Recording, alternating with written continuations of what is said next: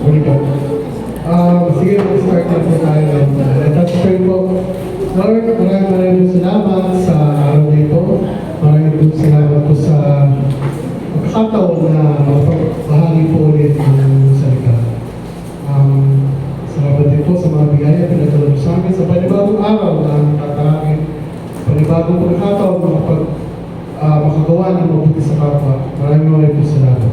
Patawalan po kami sa mga nagkakasala at hinihingi po namin ito sa Panginoon Jesus. Amen. Good morning po, church. Medyo... Anyway, so the topic for this Sunday po is about, of course, leader by leadership pa rin, no? The praise of the leader. Ayan, so, sige, next slide po. Ayan, so, this Sunday po, today po, it's all about gratitude and grace. Ayan, so, sige, define mo natin yung next slide please. Gratitude yan. Gratitude, feeling and recognizing thankfulness for the good things in your life. So, meaning, ito po yung mga bagay na natatanggap natin galing sa ibang tao at nagpapasalamat tayo sa bagay. So, hindi naman kailangan malaking bagay. Kahit maliit na bagay na natanggap natin, pinagpapasalamat natin, that is already considered as gratitude. Mare, sa bus, punuan. Sumakay tayo sa bus, no? Tapos, pagsakay natin, may nag-offer sa atin na nakukuhan na yun. Nagpasalamat tayo, that is already gratitude, no? Kasi, magtagdaman na, kaya naman, meron ko nilingin na maraming magdaman. Otro ang biyahe natin, naginawa na kayo. So, na-appreciate natin yung gawain na yun, no? Siguro sa klase, sa isa ko kapag nagkaklase, si ma'am, biglang quiz. Sabi niya sa mga estudyante niya, sabi niya sa mga estudyante niya, class, get ready for a piece of paper. Ikaw, wala kang papel. Wala kang ano. Pero may isang kaklase doon, isang pad paper na rin niya. Humingi ka ng papel. Hindi ka naman. Of course, siyempre, nagpasalamat. Dahil kung wala yun, hindi ka makakapag-exam. Exam ka. So naging, na-appreciate natin yung experience. So, yeah, that is already a gratitude. So, simple bagay lang, pero ipinagpapasalamat natin. No? So, siguro ako, i-share ko na lang din, no? Isa sa mga pinagpapasalamat ko sa buhay, ngayon mo, no?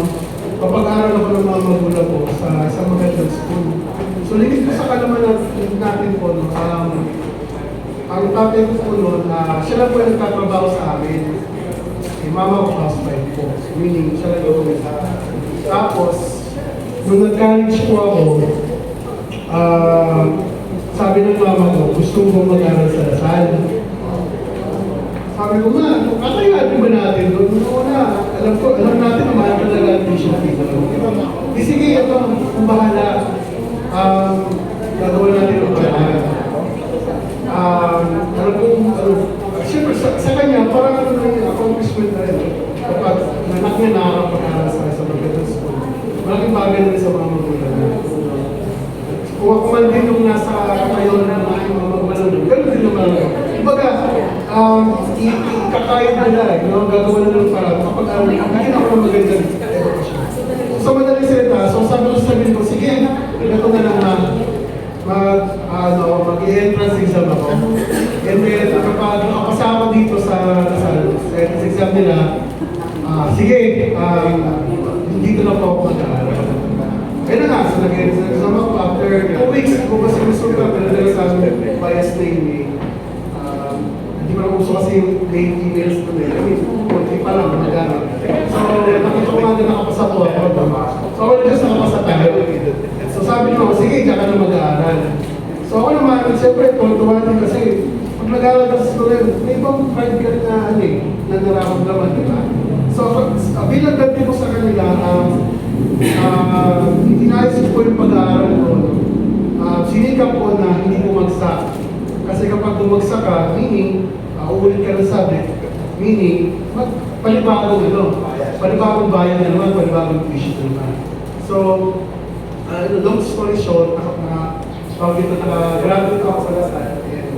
Ayun, paano, ano maganda natin yung buhay natin. So, pinagpapasalamat natin talaga yun sa Diyos.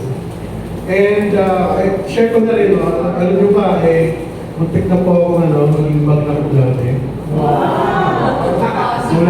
Gulat kayo, no? May catch po doon. May catch po doon. Alam mo na kwento. Kasi po, kaya ako muntik na maging magna cum laude kasi yung katabi ko yung magna cum laude. Ay, saya. Kasi po yun.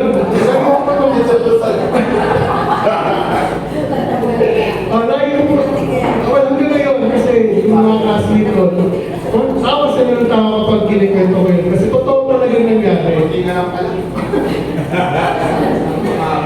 Ganun pa man, hindi naman po ako parang pinagpapabaan ng gawin. Grabe pa rin naman tayo. Hindi tayo nabigyan ng kakataon ng honor. Or at least, tapos tayo. Nagpapasalamat. Okay. So ngayon, so yun yung gratitude, no? Next is yung grace. So, sabi dito, grace or God's grace, specifically, God's freely given love, forgiveness, and help. So sabi doon, freely, no? Libre, pusang loob. At walang kapalit. Well, I mean, pusang loob na binibigay sa atin ng Diyos, no? Na, tawag doon, bali kasi, tayo lang kasi, no, hindi tayo deserving, hindi tayo, we don't, God's grace, we don't earn it, no? Hindi natin siya earn, hindi rin natin siya deserve. Bagkus, and yet God gives it to us freely. So sabi nga ni Pastor kanina, pag tinawag tayo ng Panginoon, pinagkakalooban din tayo ng God's grace, yung biyaya ng Panginoon. Pero dahil din doon, meron tayong mission, no? To ipaliwanag yung salita ng Panginoon. So yun talaga yun. And of course, given the God's grace, tayo ay pinalaya ng Panginoon sa kasalanan. No? So, yun. So, ano nga ba yung ano nga ba yung ibig sabihin? Ano ba sa God's grace? Biyaya ng Diyos? Okay. Meron ba? Grasya? Okay. Grasya ng Diyos. Okay. Okay, so, tama po, biyaya ng Diyos, grasya ng Diyos, awa ng Diyos. So, kung nasa nakakarinig ka ba ng praise na sa awa ng Diyos? Kaya ginamos ko sa'yo, uy, pre, kamusta ka na? Diba? Sabi nga, ay, okay lang pre, sa awa ng Diyos. Okay naman.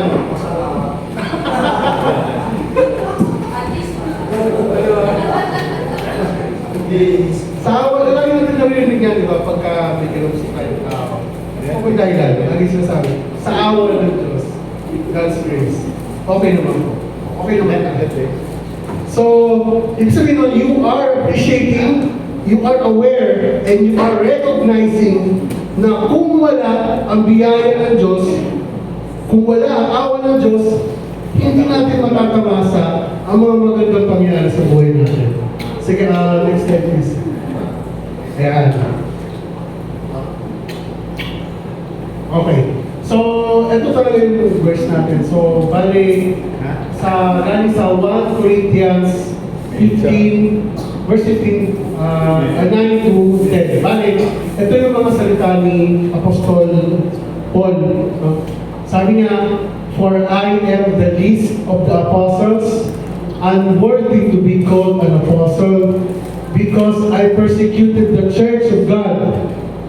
But by the grace of God, I am what I am, and His grace towards me was not in vain. On the contrary, I work harder than any of them, though it was not I, Paul, but the grace of God that is within Him. So yan yung mga salita ni Paul. So kung ihimayin natin to, parang sinasabi dito ni Paul na he is humbly saying na dahil sa mga nagawa niya bago pa siya nabiyaan ng God's grace, alam natin na sabi nga ni Pastor kanina, siya ay makasalanan sa makasalanang tao. Pinersecute niya ang church. Pinapatay niya yung mga naniniwala kay Jesus. So doon pa lang sobrang tindi na ng kanyang kasalanan. Pero dahil sa God's grace, no, siya ay nailigtas.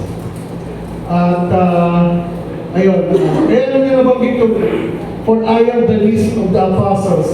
Siya daw ang pinakamababa sa mga apostle. At hindi siya karapat-dapat maging o tawagin isang apostol dahil sa mga nagawa niya noon. Pero dahil sa God's grace, nung wala lahat yun, pinatawag siya ng Panginoon. Bilang ganti, no, siya ay nagtrabaho. Kasi noong mga panahon yun, yung lugar nila ay nasasabot ng mga Romans. So, ibig sabihin, ang rules kasi sa Roman Empire, sila lang ang tatawagin ng Diyos, wala nang iba. Ngayon, si Paul, ang ginagawa niya, nagpipreach siya, nag-minister siya, ipinapalagarap niya sa lahat na nabuhay si Jesus, no, nabuhay muli. At ang oras na malaman nun ng mga Romano, sigurado i-execute ka agad siya. Pero alam ni Paul ang risk. Ganun pa man, tinuloy niya pa rin. So, yun yung bilang ganti sa pagbibigay sa kanya ng Lord ng God's grace, yun yung ginawa niya, nag-minister siya, and lahat lang na hindi niya na-attribute sa sarili niya.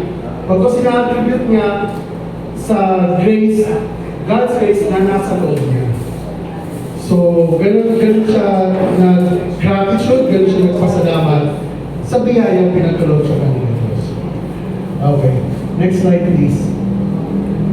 Okay. So, sa next week pala to, sa Amerika, itinagdiriyo nila, yung itinatawag sila Thanksgiving Day. Sa ano na yun? Sa day yun? Basta sa Thursday, itong dati na Thursday, Friday. Ito yung sa atin, pinakapasko nila, Thanksgiving Day. Ito yung oras o araw na sila nagpapasalamat sa kung anong biyaya na pinagkaloob sa kanila. No? Maging ito man ay good health, or pagkain, or mga damit, no? Mga material na bagay, o kaya naman, yung loved ones, mga relasyon natin sa loved ones natin, kaibigan, mga kamag-anak, pati na sa mga churchmates, no?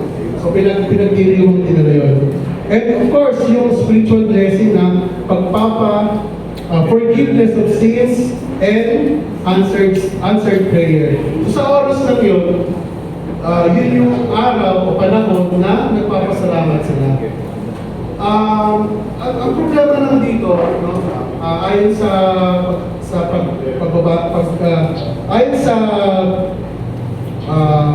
Biblia, hindi lang dapat tayo nagpapasalamat sa araw na yun. Dapat nagpapasalamat tayo araw-araw. Yun ang dun yung parang pinaka-catch doon. Although nagpapasalamat tayo sa araw, but still, hindi dapat sa araw lang yun.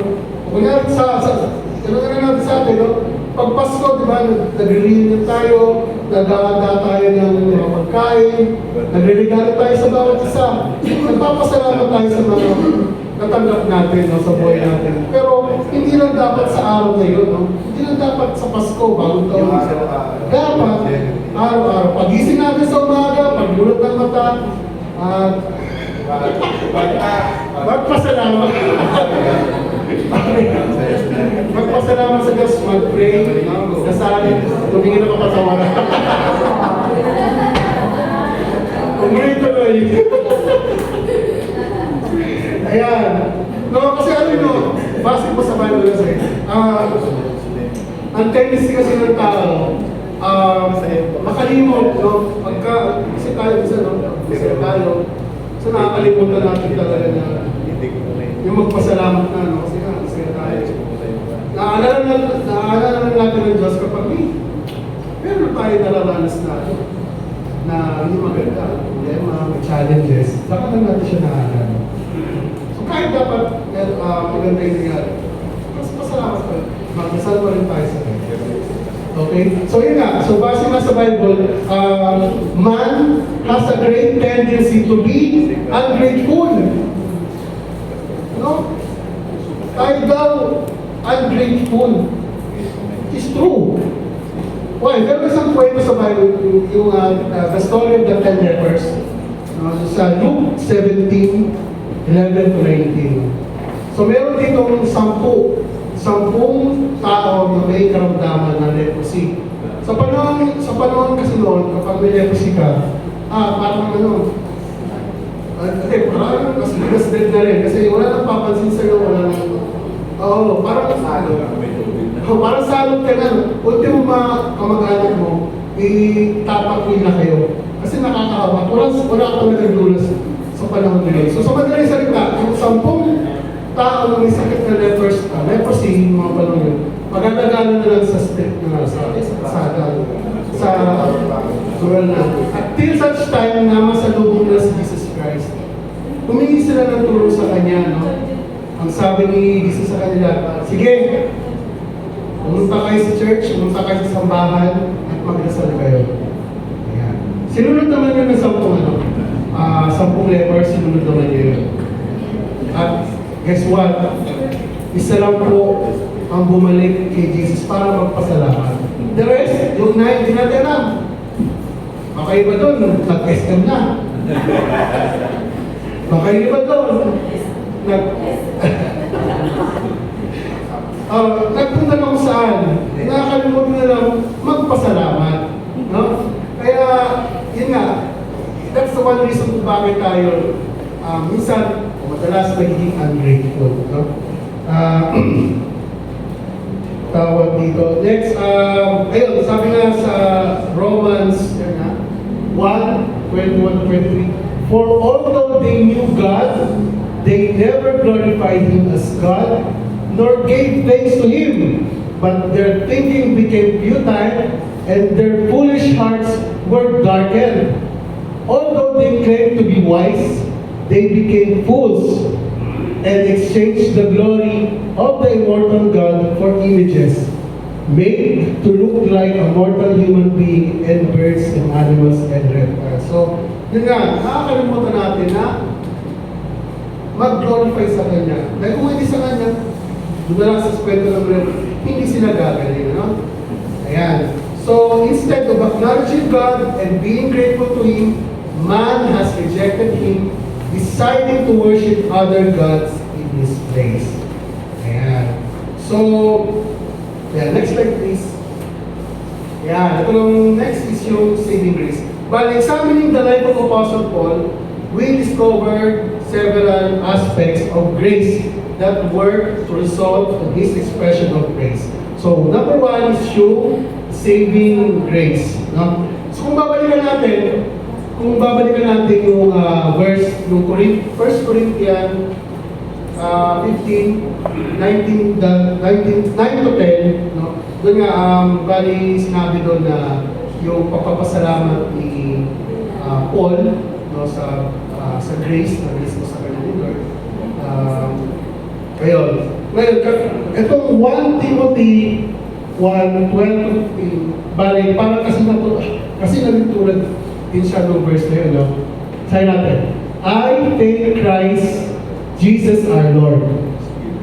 I thank Christ, nagpapasalamat siya, who has given me strength, that He considered me trustworthy, appointing me to His service, even though I was once a blasphemer and a persecutor and a violent man. I was shown mercy because I acted in ignorance and unbelief. The grace of our Lord was poured out on me abundantly, along with the faith and love in Christ Jesus. Here is a trustworthy saying that deserves full acceptance. Christ is sent into the world to save sinners, of whom I am the worst. Yeah. So sinabi nga, talagang tinanggap niya sa sarili na noon sobrang makasalanan siya. And dahil sa God's grace, napatawad siya. And dahil din doon, gumagawa na siya ngayon ng ministry pa in service of the Lord. So,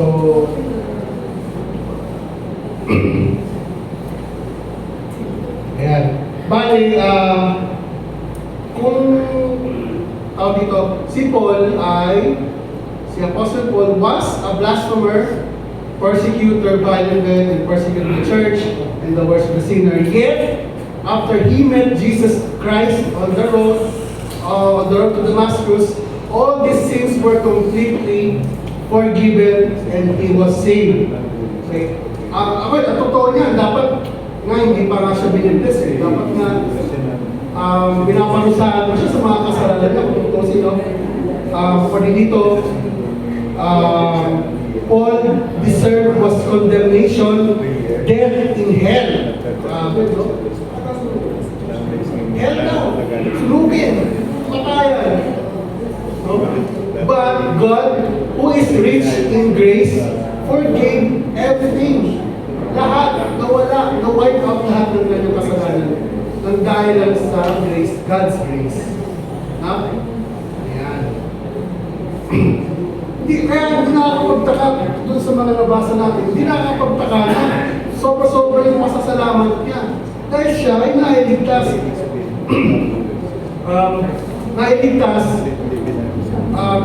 Kahit na marami siya nagawang kasalanan noon. No? In the same way, we are also recipients of the same grace tayo. Pinagkalooban din tayo ng grace ng Panginoon. We may not see ourselves as sinful, hindi man tayo kasi makasalanan ni Paul, but in the presence of the Lord, may kukumpara lang tayo sa isang basahan. No? Basura. Sa presence ni God. Kaya next slide please. Yeah, sabi sa Isaiah 64:6, we have all become like one who is unclean, and all of our righteous deeds are like a polluted garment. We all fade like a leaf, and our iniquities like the wind take us away. Okay? Pero dahil sa God's grace, wala din lahat yun. No? So grabe dapat ang pangapasalamat natin sa kay Lord. No? Ngayon, how can a holy God forgive Paul? How can a holy God forgive us, tayo? Paano nga ba? Of course, all is because by God's amazing grace. Ang paulit-ulit ako, no? Kasi naman. Mamaya ka, amazing grace. Ayan, so yun. Meron ako ditong question. Sige, last slide na. And bago yung pinaka-ulit. Sige na lang.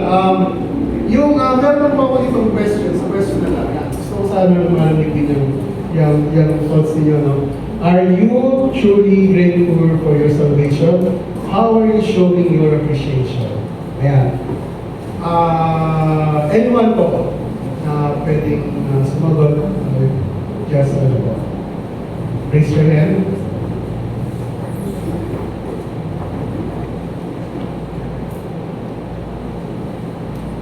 Ay, yes pa. Tuloy ano po. Kasi katulad na ako sa sinasabi mo. Katulad ako sa sinasabi mo na kanina, ito sa mismo. Hindi mo ba? Ang lahat po ay nangyayari dahil lang po sa kapal ng Panginoon. So kung pinilan na po natin na tayo, sabi mo na, selfie, maduming basahan, and yet, kumakain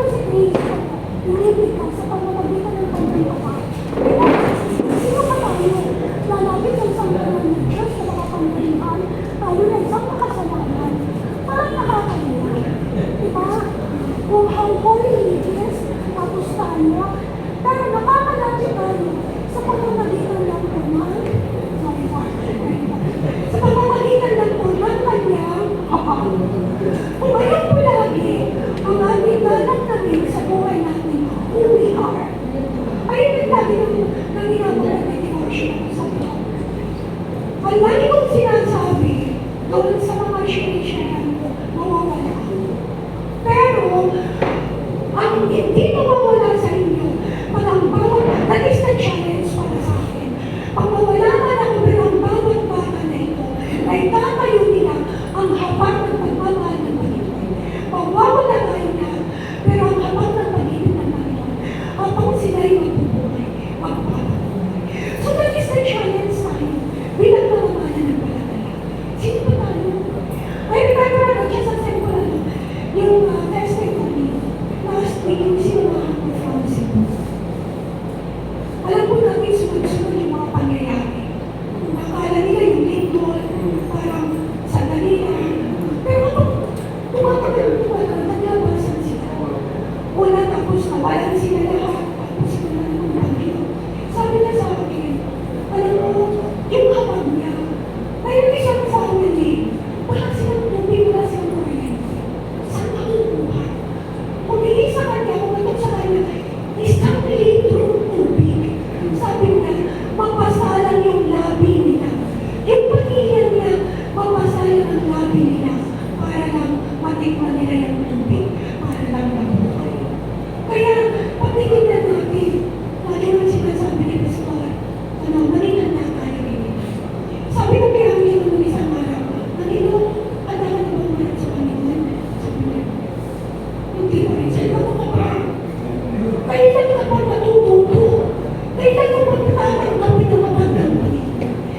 Kahit anong oras tayo umatay, kahit na yun, dumating ang Panginoon. Dapat, kaya natin magkaroon dahil may hanap ang Panginoon na binigay sa atin. Ayun lang ba? Because of Christ. Yes po. Maraming salamat po. Ayan, tunay po talaga dapat tayo magpasalamat po. Kasi doon pa lang sa mga kinanito ni Tita, talaga naman. Grabe, yung sa mga ba? Di natin sumat akalain na sa isang lugar na yung dalawa na dilubig. Ang pwede nangyari. Baka kahit na yung accident pa. Kaya talaga tayo, best tayo. Kasi hindi natin mararanasan. Dahil may faith tayo dito. Nagpapasalamat tayo. Okay. Isa pa po, isa pa. Sige po.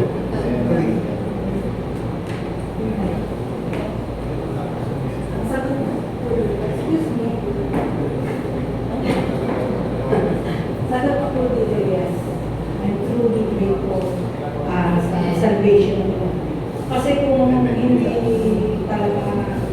hindi natin na-accept yung salvation, hindi ko alam kung nasaan ako ngayon, nasaan kaluluwa ko sa mga oras na ito. Kasi sa mga pinagdadaanan natin, katulad ng share ko lang na talagang appreciation ko sa mga magulang ko dahil ako'y kinalinga nila, inampun nila ako ng lubusan.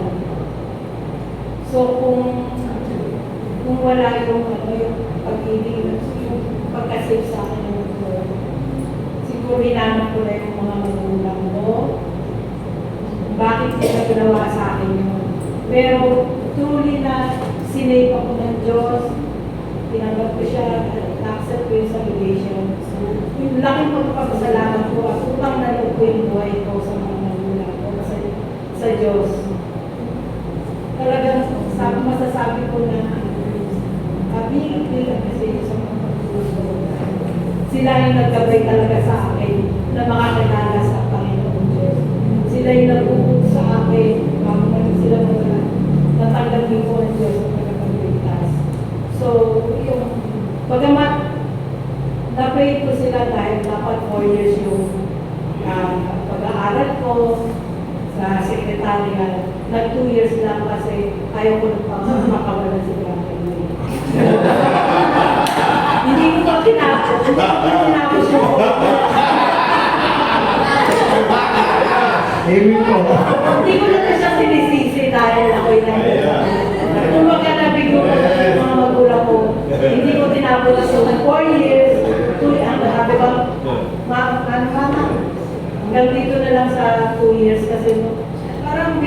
iniwan nila ako na abroad sila para sa pag-aaral ko na 4 years sila na tuloy-tuloy na nag-abroad yung mga ko. Parang doon ako nag-stay sa kapatid ko. Parang sabi ko, hindi ko na kaya. Kaya sabi ko, lumuhod na ako kay brother Lord, sabi ko, paksal na tayo.